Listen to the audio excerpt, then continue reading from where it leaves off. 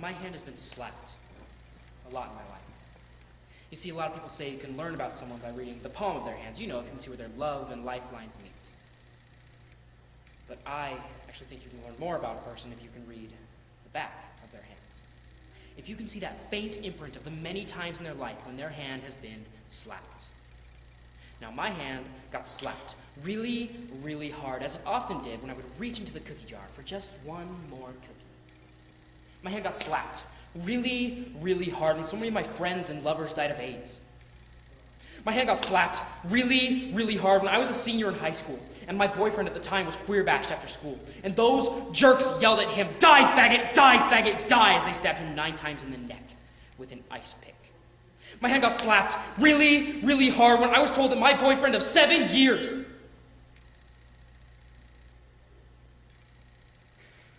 couldn't spend his life with me. Here in the United States. We hold these truths to be self-evident, that all men were created equal and were endowed by their Creator with certain unalienable rights. Among these rights are life, liberty, and the pursuit of happiness. Tim Miller, a homosexual man, only wishes for him and his partner Alistair to be given the same rights as the straight couples around them. Through his one-man autobiographical play, he demonstrates his pursuit of happiness and how one way or another, it keeps being taken from him. The Glory Box by Tim Miller. Now, I have to show you something. If I don't, then my brain is going to explode all over you lovely people, and we can't have that, can we? I want to show you my hope chest. Now, in this hope chest, I'm going to put the hundreds of times I was called a sissy or a faggot growing up as a kid. I'm going to put the thousands of times my relationships with other men have just been denied to me. I'm going to put the zillions of feelings related to the fact that since my country doesn't acknowledge my relationship with Alistair, I may be forced to leave my home. Here, in the United States. Sorry, I'm getting a little ahead of myself. My mother always told me not to put the big political rant in the first 5 minutes of a conversation. My mother. Recently, I helped her move her hope chest into her new home. It's this big old cedar thing, heavy as a bank safe, but when I was a kid, I took these words literally. I thought your hope chest was an actual part of your body behind your sternum and to the left of your heart. I thought that this was the place you could put everything you hoped for, all of your dreams and ambitions. Alistair, he informed me that his mother didn't have a hope chest. No. But she did have the Aussie equivalent, a glory box. Since meeting in 1994, Alistair and I have flung ourselves all over the world in hopes to find a place that we can make a life together. Here, in the present, I'm in U.S. Customs. I've quickly breezed my way through the U.S. citizens line, and Alistair is still making his way through the slowly moving foreign nationals line, which, hasn't moved in what? A week? But I look down at my passport, and I look up at him. This is crazy. I mean, why can't I just throw it to him there in line and share with him like I share my home, like I share my life? Why can't I share my citizenship? This is what every straight couple can do. Just get married, get a green card, and share their country with the person they love. But since I can't share my country, I'm forced to watch my partner of 7 years look scared to death as he clutches his Australian passport over his heart. I start thinking back to Bozeman, Montana. It's Lesbian and Gay Pride Week here in Bozeman, Montana, and I'm on my way to the final event of the weekend. a lesbian and gay marriage, which, has no rights or legality here in America, but nonetheless, people are coming together to bind their lives and be witnessed by a community. It's at this point, a pickup truck with a gun rack in the back pulls up next to me. We all know what's coming. What's coming are some F's. Fruit fairy freak! Faggot? But these F's aren't enough. No, they're usually followed by something a little more concrete.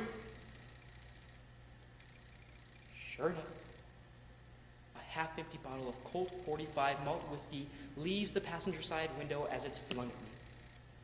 A graceful arch through the air before it lands directly on my arm.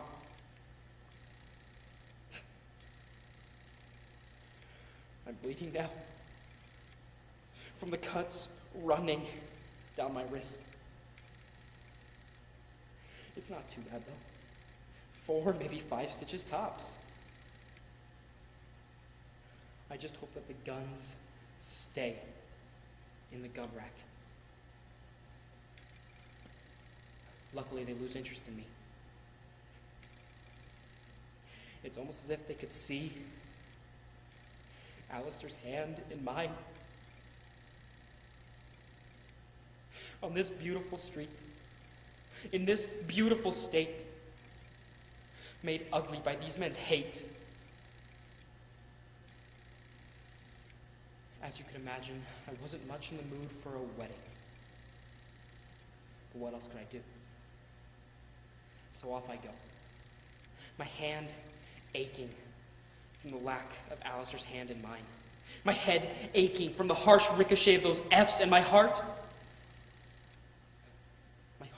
aching for those dozens and dozens of lesbian and gay couples willing to bind their lives in an old high school gymnasium in Bozeman, Montana. Right, the airport.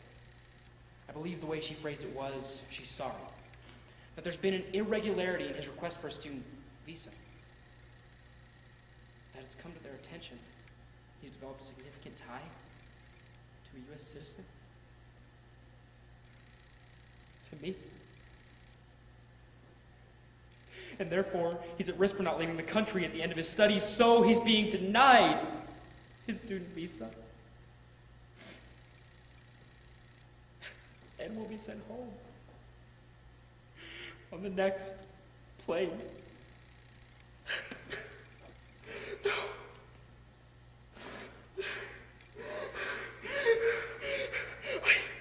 I can't breathe. I mean, suddenly I'm stuck here in this country that has no air for me.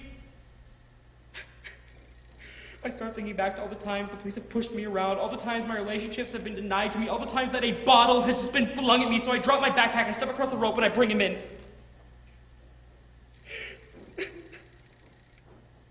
I love you. I love you. That's all that I know.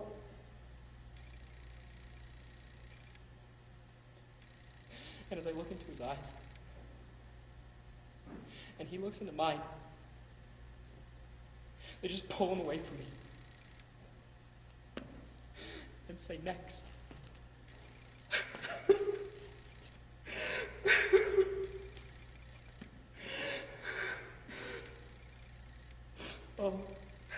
There's one more thing in my hope chest now. My glory box.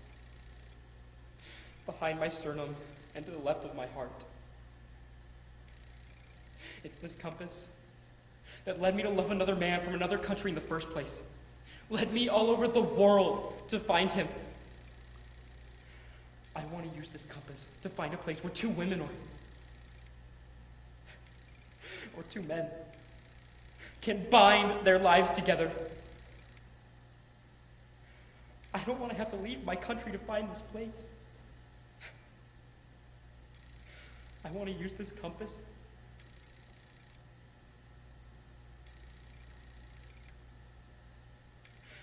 to find my way home.